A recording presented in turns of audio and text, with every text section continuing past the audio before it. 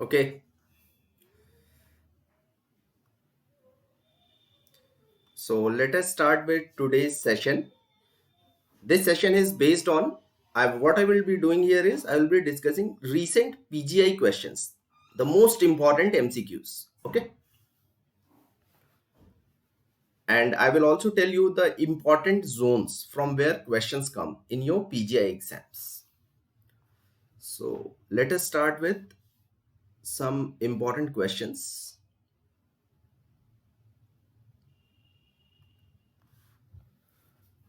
Your first question in front of the screen is, Bal is used as antidote in poisoning with which of the following poisons? In which of the following poisons Bal is used as antidote? So your correct answers will be, in PGI there are number of options which are correct and you have to make out the correct options out of multiple things. So your correct answer here is, Bal is used as antidote in poisoning with, what is Bal? Bal is British anti-lewisite. And why it is effective in poisonings? Because this Bal has got unsaturated sulfhydryl groups. So any poison which is combining with sulfhydryl group of enzymes, SH group of enzymes, any poison which is combining with sulfhydryl group of enzymes, now this poison will combine with Bal because Bal has unsaturated SH groups. So which are those poisons which combine with sulfhydryl group of enzymes? One is arsenic, second is lead, third is mercury. That's why Bal is used as antidote in these poisoning events: arsenic, lead and mercury. So these are your three correct answers.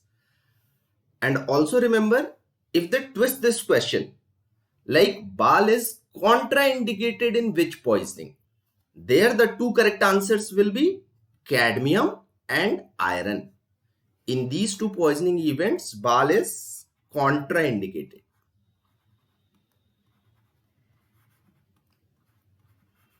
Okay. And it is indicated in these three poisons: arsenic, lead and mercury, most common metallic poisons from which question come in your different exams. Why Bal is used? Because it has got unsaturated sulfhydryl groups. Okay.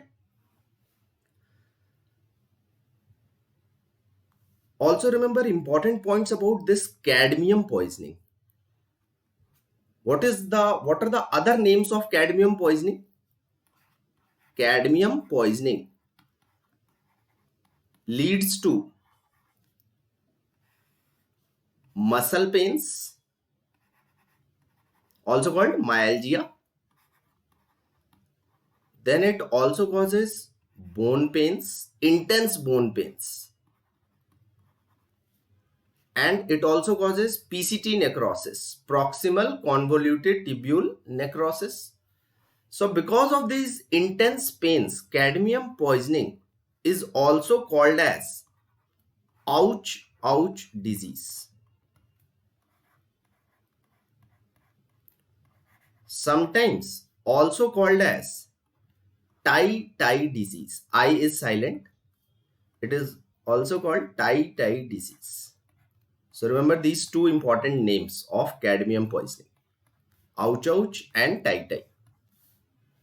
And these are the three important features seen in cadmium poisoning: muscle pain, myalgia, bone pain and PCT necrosis. Okay. Let us move on to next question. All these are frequently asked questions. I have seen last 7 to 8 year questions of PGI. In your different guides from different students, I have asked the questions. They told me about these important zones from where questions are repeatedly asked. Okay. Second important question is cephalic index. And the question was asked recently. Cephalic index of Indian population was asked. And the correct answer is, you all must be knowing it. The best answer will be option B.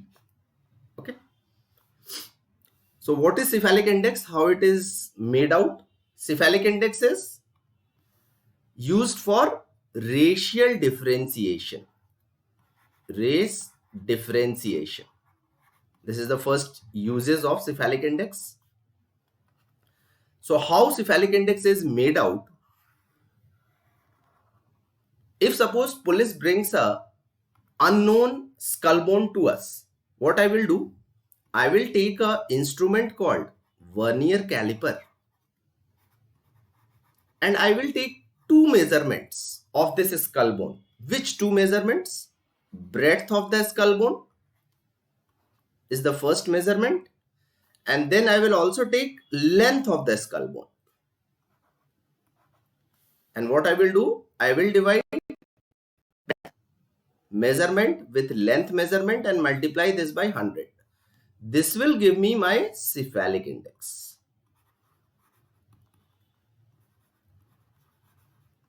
To remember it, remember alphabet B comes before L. So B is in numerator. Breadth is in numerator because it comes before L in your alphabets. Okay. So based on cephalic index value, we have three types of races. Dolichocephalic, then mesocephalic, and third one is brachycephalic. Based on cephalic index value. Now this value is important. So in dolichocephalic race, the value of cephalic index is 70 to 74.9. In mesocephalic, the value is from 75 to 79.9. This is our question. And in brachycephalic, the value of cephalic index is 80 to 85. Now you should also remember the examples of these races because these are repeat questions. Examples of different races. In dolichocephalic comes our Caucasoids, then Negroes and Aryans. These come in dolichocephalic race. Then in mesocephalic comes our repeat question of different exams. Indians. Indians lie in this category, mesocephalic. This is a repeat question. And brachycephalic, in brachycephalic comes Mongoloids or Mongols. Along with Indians, Chinese are also classified in this race. Okay. This is a MCI exam question.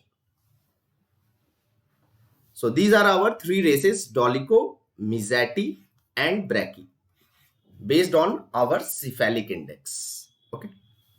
This answer has been given wrong in many of the guides I have seen. So don't go through wrong answers. Keep the correct thing in your mind. Okay. Otherwise, you will lose your precious marks. So correct answer to the question will be 75 to 79.9. This should be 75 to 79.9 because 80 is brachycephalic. Okay.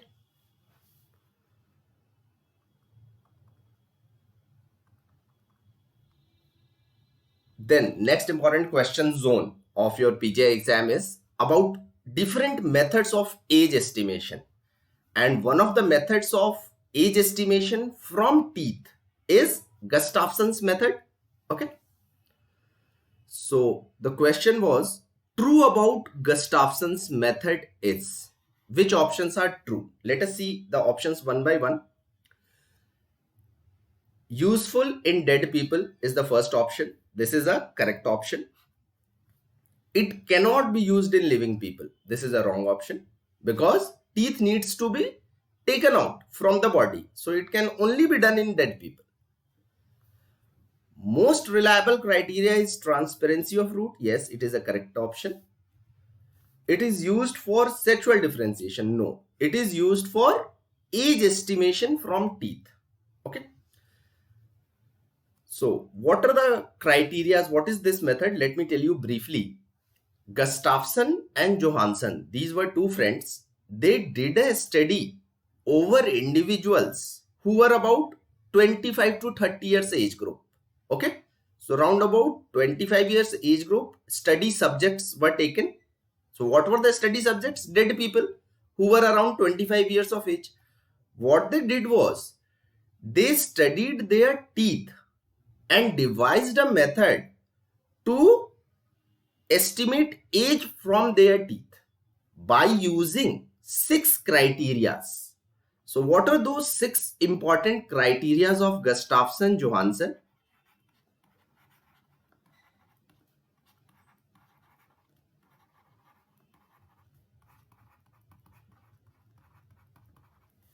These can be remembered with the help of a script. You all must be knowing it. Where S stands for secondary dentine. Secondary dentine. C stands for cementum opposition.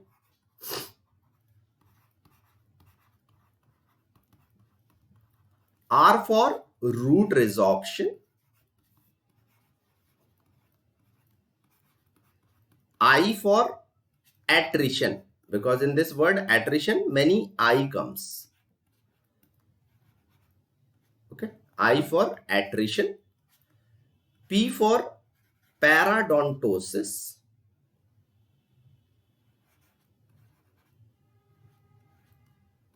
Parodontosis. And T for transparency of root. Okay.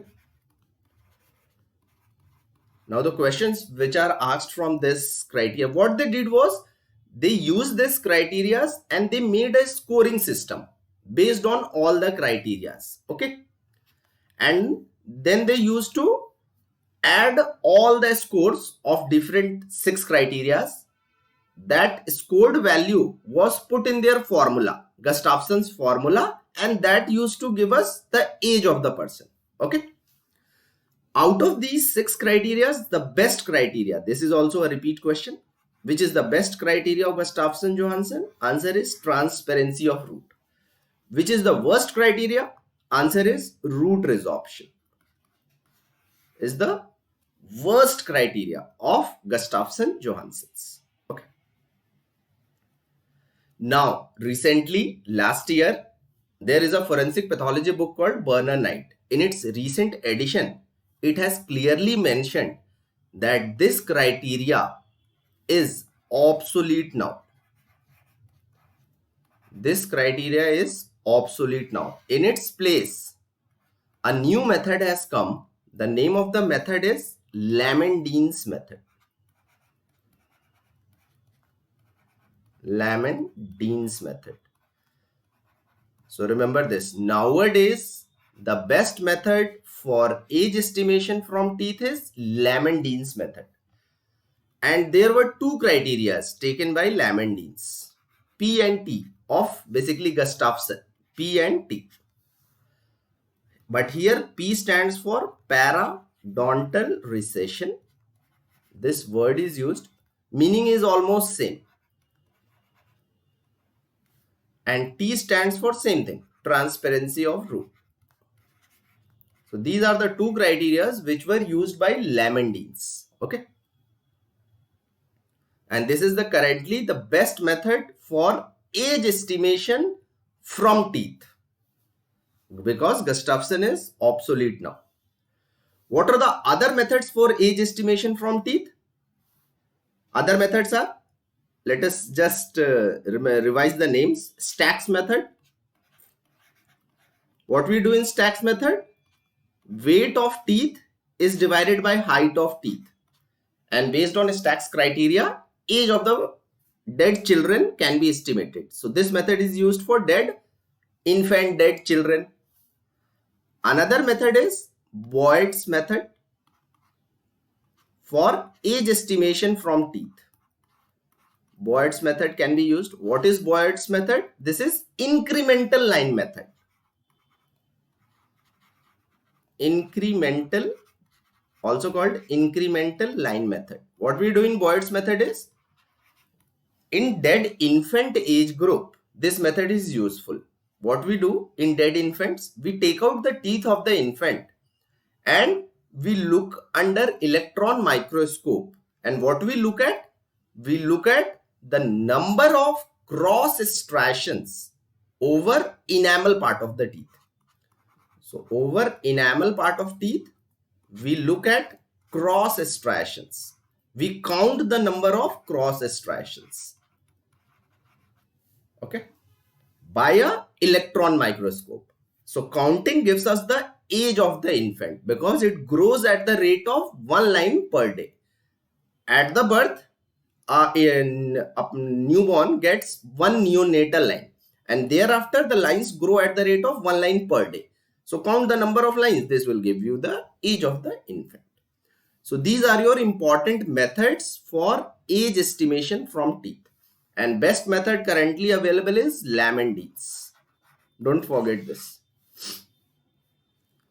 Okay. So this is one another question zone, age from teeth. That's why I discussed it in little bit detail. Then in PGI exams, I have seen for last 5 years, they are asking this particular type of question about ossification of joints. How will you estimate the age of the person between 21 to 25? Which X-rays will you do? So looking at the question, let us come to the question first. Which of the following joint epiphysis ossification is used for age estimation between 21 to 25 years? Okay. Like they have asked also questions for age estimation between 13 to 16 years. Which X-ray will you recommend? So I have brought a simple table for you. With the help of this table, you will be able to solve all such questions very easily. Let me show you the table. Okay. So this table is for, we will first study the table and then we will see the answers. Okay. This table is for radiological age estimation before 25 years of age. And what we mean by ossification is at particular age, a particular joint at their epiphyseal cartilaginous centers, what will happen? Calcium and phosphorus will be deposited and they will achieve strength. So our different joints become achieve their complete strength at different time intervals, and this is the advantage. We look on X-rays. We look for whether the bone has completely ossified or not. Ossified means proper calcium and phosphorus is deposited or not. Okay. So this is the table for ossification. And first our zone is elbow. And also remember, in females, if we are talking about long bone joints, in females, the ossification occurs 1 year earlier. In females, the ossification occurs 1 year earlier as compared to males. This is a general thing. So coming to elbow bone, for females, the age of ossification of elbow is 13 to 14. For males, add 1 to it. Okay.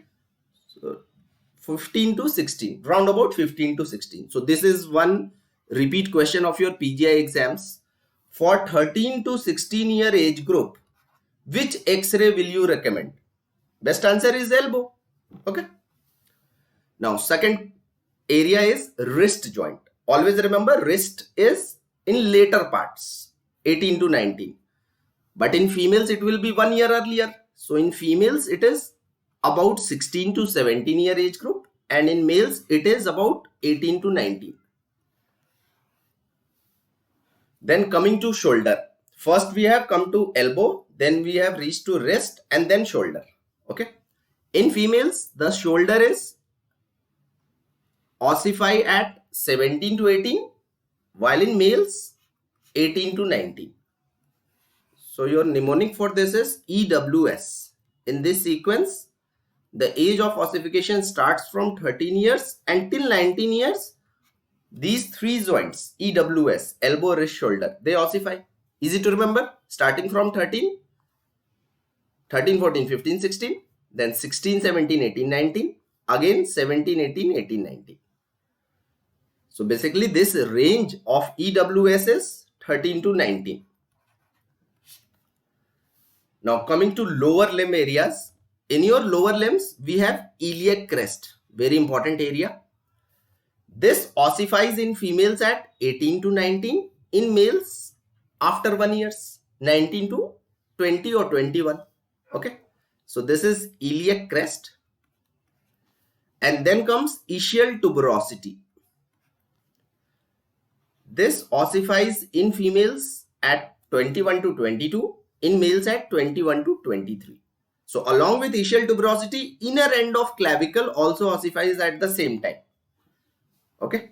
So if a question is asked to determine the age between 21 to 25, which X-rays will you recommend?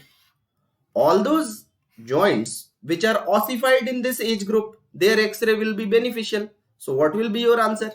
Ischial tuberosity and inner end of clavicle.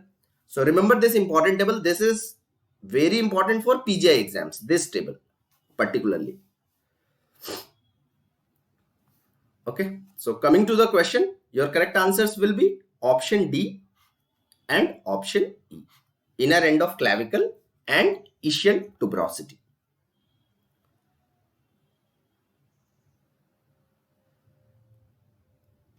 Okay.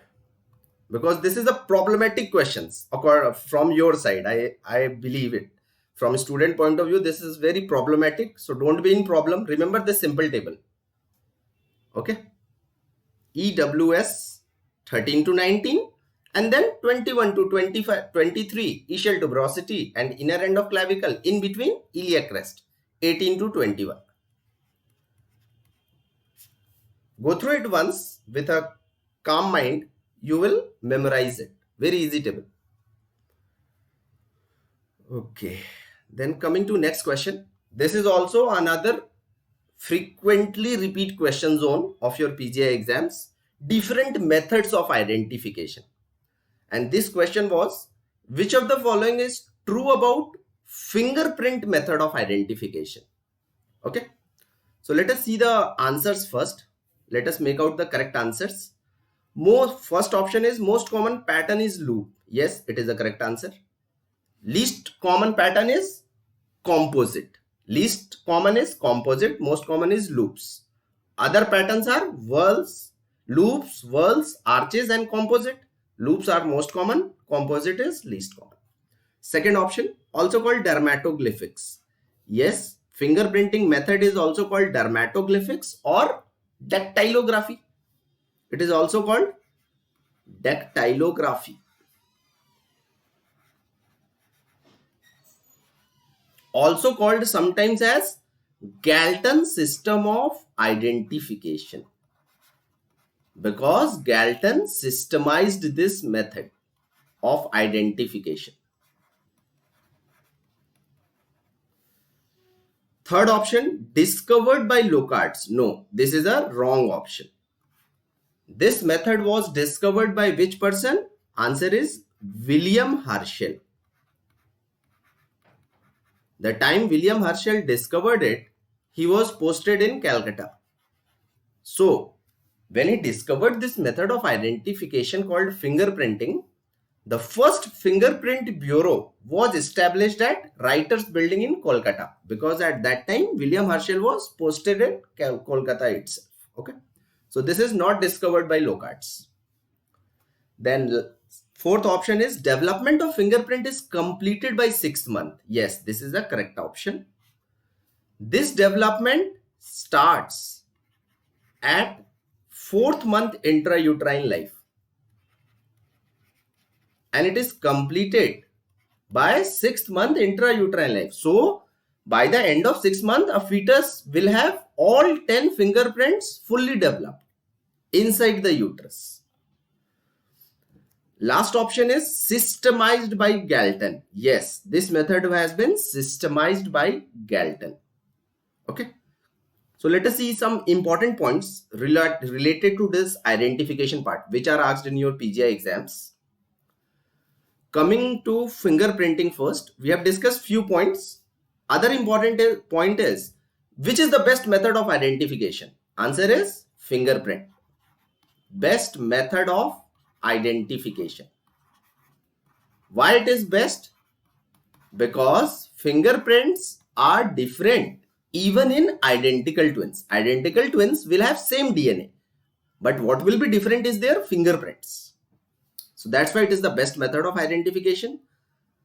Then you should remember the classification of fingerprints: loops, whorls, arches, composite. Most common, loops; least common, composite. Least common is composite.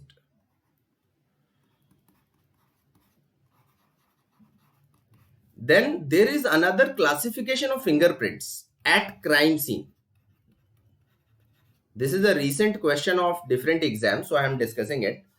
At crime scene, fingerprints are divided into patent prints, latent prints, and plastic prints.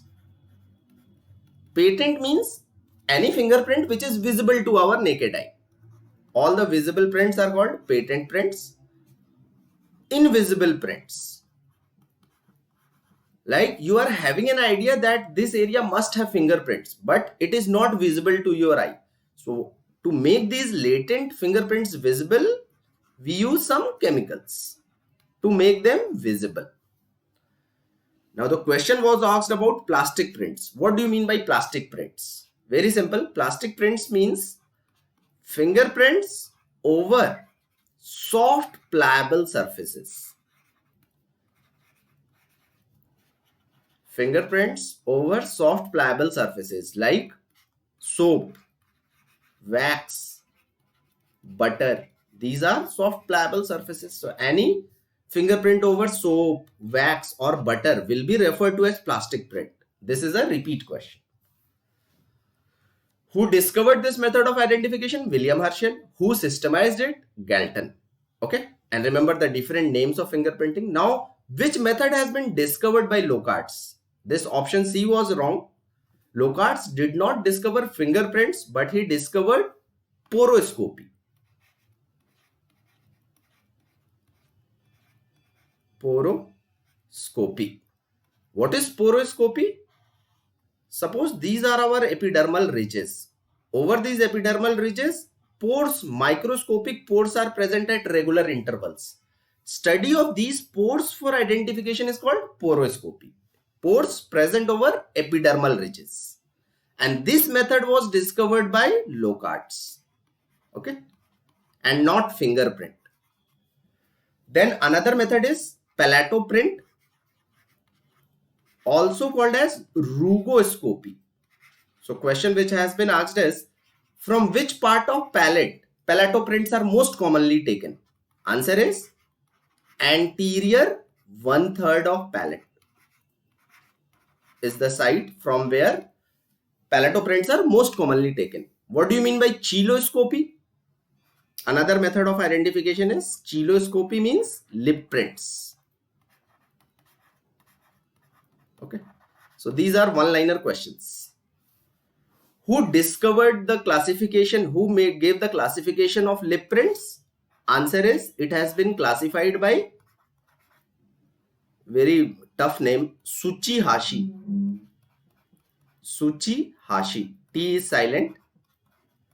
So this lip prints classification has been given by Tsuchihashi. Okay. So I hope I have revised your important zones. These are the most important zones. Tomorrow also I will discuss the same from 11 to 11:30 a.m. I will discuss the PGI questions itself. Okay.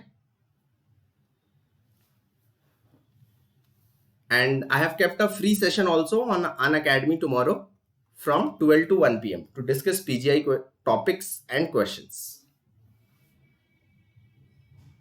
Okay. So you can join tomorrow's session also from 11 to 11:30 on YouTube and from 11 to 11:30 on YouTube and from 12 to 1 p.m. on Unacademy itself. Okay. So I will try to revise all the important topics. Today we have revised some topics. Left over topics will be discussed tomorrow with respect to PGI exams. Okay. So thank you everyone. See you tomorrow in live sessions at these times, 11 to 11:30 and 12 to 1 p.m.